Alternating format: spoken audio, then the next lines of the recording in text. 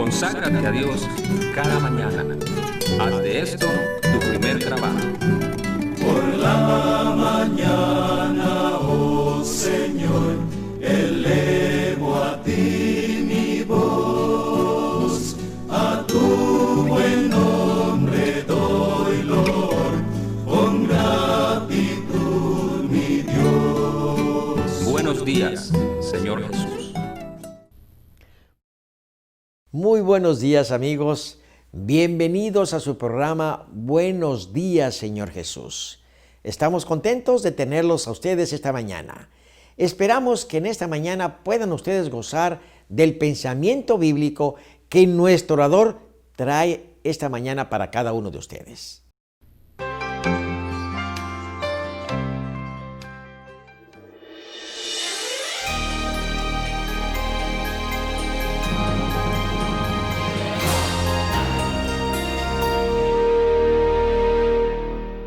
Qué gusto saludarles nuevamente, amigos. Vamos a pedir la bendición de nuestro Padre para el estudio de esta ocasión. Querido Dios y Padre nuestro, nuevamente estamos agradecidos por la oportunidad, por la libertad de abrir tu palabra. Ayúdanos como el pan del cielo a comerlo para fortalecer nuestra fe, nuestra esperanza. También para recibir sabiduría y que cada cosa que hagamos en este día lo hagamos en tu temor. Lo rogamos en el nombre de Jesús. Amén.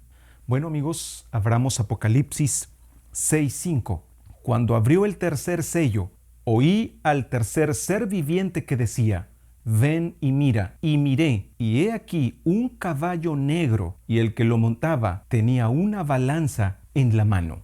Este tercer sello que se abre representa no solamente oscuridad y escasez.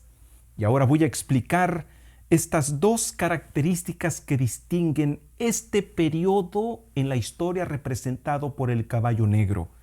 Por ejemplo, hablando de la oscuridad, la sangre derramada por los perseguidores del cristianismo en el segundo sello, que fue el tema anterior, trajo como consecuencia una era de oscuridad. Las voces de los cristianos fueron reducidas al silencio, un silencio de la palabra de Dios que trajo oscuridad. Sí, porque ante la resistencia de la predicación del Evangelio reaccionaron con violencia. Así es presentada la palabra de Dios entonces en contraparte con las tinieblas. Es decir, por un lado la Biblia se conoce como la lámpara y por otro lado el error, la mentira, se simboliza por la oscuridad misma. En el Salmo 119, 105, el profeta nos recuerda: lámpara es a mis pies tu palabra y lumbrera a mi camino. Una clara indicación que la palabra es simbolizada por una lámpara, por una lumbrera que disipa las tinieblas. Esta lámpara que alumbra el camino de la vida fue apagada por los perseguidores y así fue como llegaron las tinieblas que caracterizó este periodo simbolizado por el tercer sello. En el Salmo 119, 130 se reitera la función de la palabra en un sentido figurado. La exposición de tus palabras alumbra, hace entender a los simples. Lo que está diciendo entonces de esta era representada por el caballo negro es que una sociedad que se olvida de la Biblia o que decide ignorarla por decisión propia es una sociedad que cada vez se alejará más del modelo original con que Dios nos creó. No lo consideren, amigos, una venganza de parte de Dios. No lo consideren un acto que al ver que rechazamos su palabra, Él tome venganza sobre nosotros. Es simplemente un resultado natural. Las tinieblas son un resultado natural al rechazarlo. Yo recuerdo cómo hubo una época en que, por ejemplo, en Estados Unidos, algunos cristianos comenzaron a abrir sus ojos y despertar a una realidad el día que se prohibió la lectura de la Biblia y la oración en las escuelas. Hubo quienes fueron bastante particulares al decir que en cuanto se prohibió la oración y la lectura de la Biblia en las escuelas en Norteamérica, comenzaron una serie de desgracias en estas instituciones, recordándonos, amigos, insisto, no es un acto de venganza de Dios, es simplemente el resultado natural cuando nos alejamos de los principios que rigen a los hijos de Dios. Hablando entonces de nuestro Salvador, el apóstol Pablo dice que aun cuando no se nos ha revelado la fecha de su regreso, sin embargo, hay señales que anuncian su inminente regreso. Aquí en 1 Tesalonicenses 5:4, mas vosotros, hermanos, no estáis en tinieblas para que aquel día os sorprenda como ladrón. ¿Y por qué es que no estaban en tinieblas? Porque se les había dado la palabra profética. Esa palabra a la que el apóstol Pedro se refería allí en su segunda carta de Pedro 1:19. Tenemos también la palabra profética más segura, a la cual hacéis bien en estar atentos como a una antorcha que alumbra en lugar oscuro hasta que el día esclarezca y el lucero de la mañana salga en vuestros corazones. Voy a hacer una breve pausa para asegurarme que vamos en la dirección correcta o que estoy siendo claro con esto. El primer sello representó, el caballo blanco representó el inicio glorioso de la predicación del Evangelio. Una predicación que conquistó en una sola ocasión a 3,000 personas. Sin embargo, este evangelio pronto encontró resistencia, una resistencia profetizada en el segundo sello con el caballo bermejo o caballo rojo, una sangre derramada como resultado de la resistencia al evangelio. Y al rechazar el evangelio, al silenciar las voces de quienes proclamaban las buenas nuevas, entonces la palabra se ausentó. Este libro que ilumina, al que se refiere el Salmo 119, 105, finalmente fue desplazado de nuestras sociedades o de nuestra sociedad al grado de caer en las tinieblas, en este periodo de oscuridad simbolizado por el tercer caballo, el caballo negro. Ahora, vemos que este jinete del caballo también trae una balanza, no es un adorno. La balanza tiene un significado importante. Aquí mismo, Apocalipsis 6:6, estamos en el tercer sello, y oí una voz de en medio de los 4 seres vivientes que decía: 2 libras de trigo por 1 denario y 6 libras de cebada por 1 denario, pero no dañes el aceite ni el vino. Está diciendo que la función de la pesa o la balanza que trae en su mano este jinete está hablando de medir la comida debido a la escasez. Tal como en Ezequiel 4:16, me dijo luego: hijo de hombre, he aquí quebrantaré el sustento del pan en Jerusalén, y comerán el pan por peso y con angustia, y beberán el agua por medida con espanto. Entonces pueden ver con claridad que cuando habla de esa balanza está hablando de esa escasez. ¿Pero escasez de qué? Escasez de algo interesante. Se va a escasear el trigo y la cebada porque el precio es elevado al grado de que apenas 1 kilo de trigo se puede comprar con el salario de un día de trabajo. Es carísimo. Y cuando vemos esta escasez del trigo, evidentemente tenemos que recordar que estamos hablando de símbolos. Allá en Mateo 4:4, cuando el Señor enfrentó la tentación en el desierto, le contestó a Satanás: no solo de pan vivirá el hombre, sino de toda palabra que sale de la boca de Dios. La palabra de Dios, la Biblia, es un pan espiritual.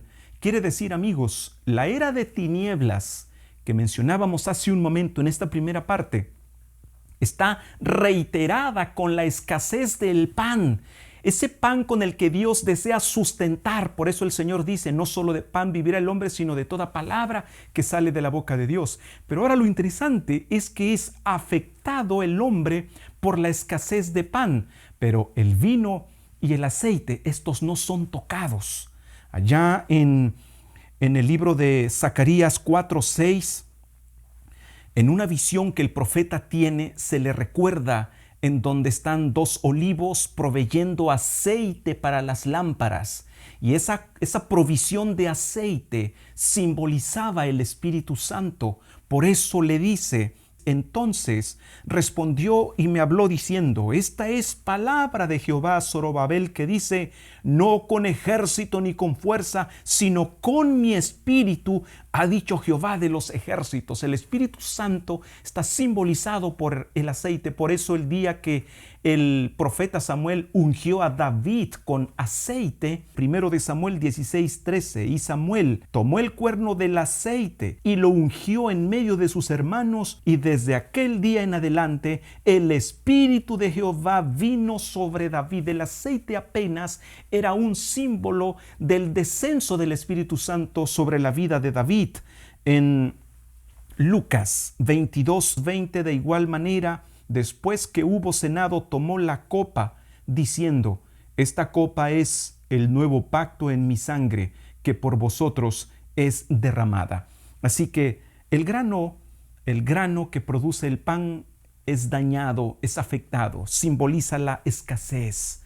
Y el pueblo de esa manera sufrió a causa de haber rechazado, es decir, con la persecución silenció la voz de los que proclamaban el mensaje. Silenció a aquellos que traían la palabra de esperanza, la palabra de fortaleza. Esto, amigos, trajo una era de tinieblas que cubrieron el mundo. A esto se refiere ese periodo donde ya no se tenía con tanta facilidad la palabra. Incluso el enemigo llegó a pensar que la había desaparecido, que la había destruido. Y por eso esta ocasión yo quiero hacerte un llamado sumamente especial. Cuando los seres humanos descuidamos el estudio de este libro, cuando los seres humanos rechazamos este libro, no solamente nos distanciamos del Creador, sino que se va perdiendo cada vez más la imagen original con que fue creada la humanidad. Por eso te animo para hacer de este libro tu sustento diario.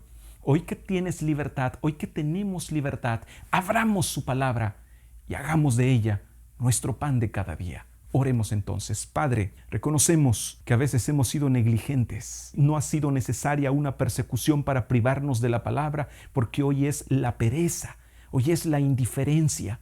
Perdónanos y ayúdanos a dedicarnos tiempo para alimentarnos con este pan que viene del cielo. Lo rogamos en el nombre de Jesús. Amén.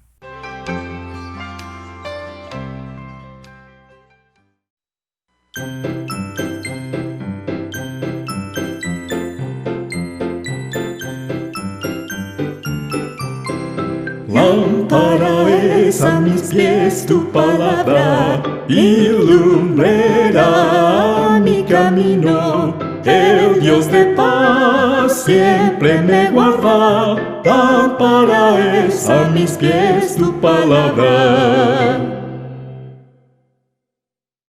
Hola amigos, estoy contenta de estar nuevamente con ustedes, y como les prometíamos en nuestro último programa, hoy vamos a dedicar un poquito más, nos vamos a detener un poquito más en una enfermedad incierta llamada Alzheimer. Las causas del mal del Alzheimer son desconocidas, pero sí que conocemos sus síntomas, son muy reales, y uno de ellos es la pérdida de la memoria, también la capacidad para razonar y comunicarse, cambios repentinos de conducta, pérdida del control urinario y de las funciones físicas como caminar y sentarse, y eventualmente la total dependencia. Las personas que sufren de bastante mal presentan una acumulación de una sustancia viscosa que se llama amiloide, que es proveniente de una vitamina, la A-beta, que se acumula alrededor de las células nerviosas y en los vasos sanguíneos del cerebro. Las células sanas de todo el cuerpo producen esta sustancia, pero en personas con Alzheimer producen más de lo que el cerebro puede controlar. Cuanto mayor es la cantidad de amiloide, mayor es el grado de demencia o pérdida de la capacidad de pensar, recordar y razonar. Si bien el colesterol es una sustancia que el cuerpo necesita para formar membranas celulares, tejidos y algunas hormonas, los estudios sugieren que ciertas formas de colesterol promueven la producción de una proteína que es el principal componente del amiloide en el cerebro. Las industrias farmacéuticas están tratando de desarrollar medicamentos o algún producto que inhiban la producción de la proteína A-beta o favorezcan la eliminación del amiloide invasor del cerebro. Para prevenir las enfermedades cognitivas entre los ancianos es necesario mantener un ambiente rico social e intelectualmente, manteniendo control sobre los factores de riesgo cardiovascular que podrían ocasionar demencia. Tenemos un decálogo muy interesante desarrollado por especialistas chilenos que creo que nos puede ser muy útil tomar nota de él.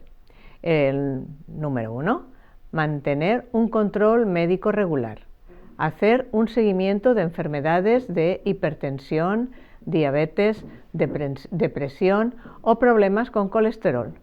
Todo esto puede afectar la memoria y al mantener un adecuado control se puede retardar la progresión de una enfermedad de Alzheimer. El punto 2 sería actividad física. Lo ideal es realizar algún ejercicio 3 veces por semana, como 30 minutos diarios.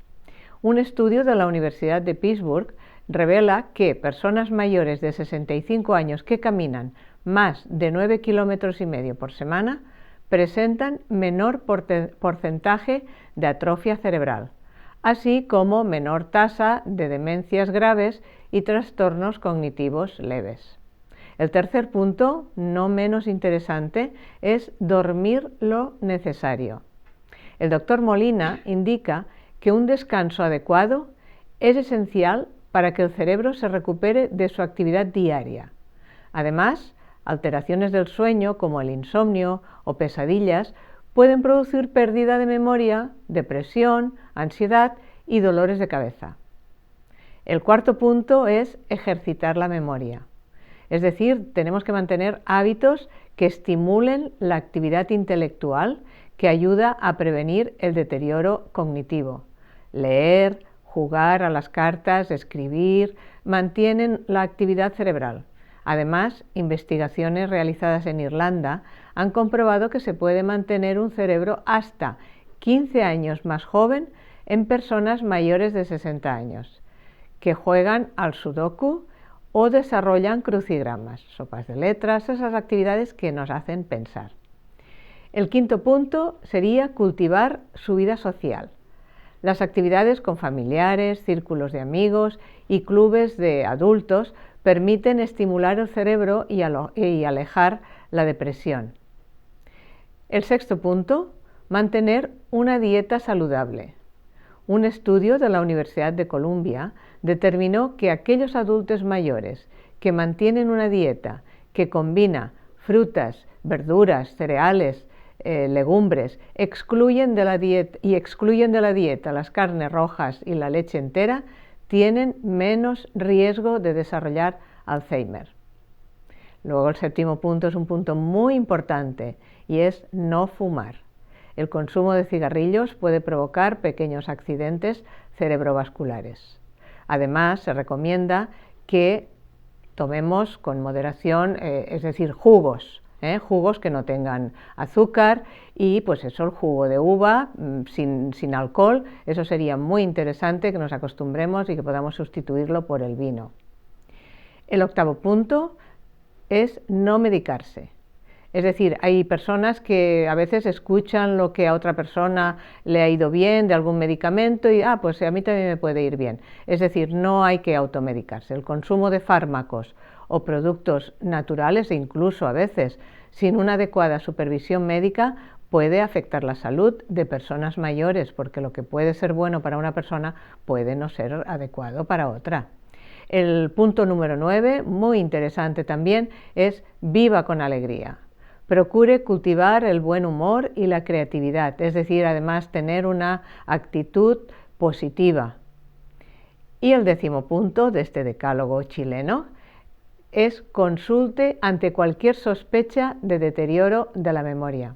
El doctor Molina nos indica aquí también que las personas no suelen consultar porque consideran que los olvidos son normales, pero fíjense qué interesante, no es lo mismo olvidar dónde se dejaron los lentes que olvidar si la persona utiliza lentes o no.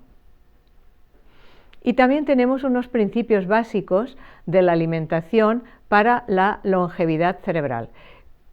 Nunca nos cansaremos de decir que no hace falta que esperen a ser mayores y a tener algún síntoma de deterioro, sino que estos consejos sirven sobre todo para prevenir. Y entonces aquí en esta lista tenemos unos puntos muy interesantes también. Comer alimentos pobres en grasa. El otro día comentábamos que las grasas saturadas son malísimas para el corazón, para el colesterol malo, y que entonces lo que es bueno, decíamos también, para el corazón, es bueno para la cabeza. Quizás nunca nos habíamos planteado que una persona que pueda tener ciertos problemas de corazón, de colesterol, que pueda ser una candidata para tener Alzheimer. Bueno, pues las investigaciones están continuamente recordándonoslo. El cerebro es un órgano de carne y hueso, irrigado por la sangre, y si la sangre no circula bien porque está atiborrada de grasa, se pudre el cerebro. Por lo tanto, el elegir comida chatarra, eso es fatal para el cerebro, o esta comida rápida, sino que ya mencionábamos y no nos cansamos de volverlo a repetir, alimentos naturales, alimentos ricos en elementos nutritivos. Y este sería el segundo punto, comer alimentos ricos en elementos nutritivos. No cansemos nuestros órganos en asimilar y eliminar comida que no alimenta. Hagamos valer cada bocado. Un punto muy interesante, que sería el tercero, es evitar la hipoglucemia. Hay personas que debido a su dieta incluso están siempre oscilando su nivel de glucosa. Pues el único combustible del cerebro es la glucosa. Si el nivel de azúcar está demasiado bajo, las neuronas se mueren. No deje que su cerebro pase hambre. El cuarto punto, seguir una alimentación baja en calorías. No pase hambre, pero no coma demasiado, coma ligero, coma alimentos que no pesen en nuestra digestión. Comer alimentos pobres en grasa, pero ricos en nutrientes. El quinto punto es seguir una alimentación equilibrada o balanceada que contenga cantidades equilibradas de cereales integrales, verduras, frutas y proteína, y si es posible que esa proteína sea vegetal. El sexto punto es tomar suplementos, diríamos más bien nutrientes, es decir, hay algunos nutrientes que a veces los hemos considerado como suplementos y que a lo mejor si consideramos que llevamos una dieta más o menos equilibrada, pensamos que no nos hace falta, pero como veremos luego hay unos minerales, hay cosas muy interesantes que nos pueden ayudar a que los podamos utilizar, y son nutrientes especiales que son para regenerar, estimular y reforzar el cerebro. El séptimo punto es comer alimentos de verdad. Nada de alimentos procesados, envenenados con pesticidas o llenos de aditivos. Los alimentos de verdad se encuentran en la sección de productos agrícolas frescos de los supermercados. Los beneficios de esta alimentación, fíjense qué interesante, no solamente son para el cerebro, también les ayudarán a reducir por lo menos un 70% el riesgo de padecer en el futuro alguna enfermedad cardiovascular, diabetes o ceguera adulta. Pero además les ayudan a tener más energía e incluso aumentar su impulso sexual. No dejen de volvernos a ver en el siguiente programa, en el que vamos a tratar cosas muy interesantes como alimentar a los neurotransmisores. Muchas gracias. Gracias, amigos, por su atención a este programa. En pantalla aparecen los capítulos de la Biblia para la lectura de hoy. Felicito a los que siguen el plan de terminar de leer la Biblia en un año. Espero que pasen un feliz fin de semana. No se olviden congregarse para adorar a Dios. Les invito para que nos acompañen la próxima semana al iniciar nuestro día con el programa Buenos Días, Señor Jesús. Que Dios les bendiga.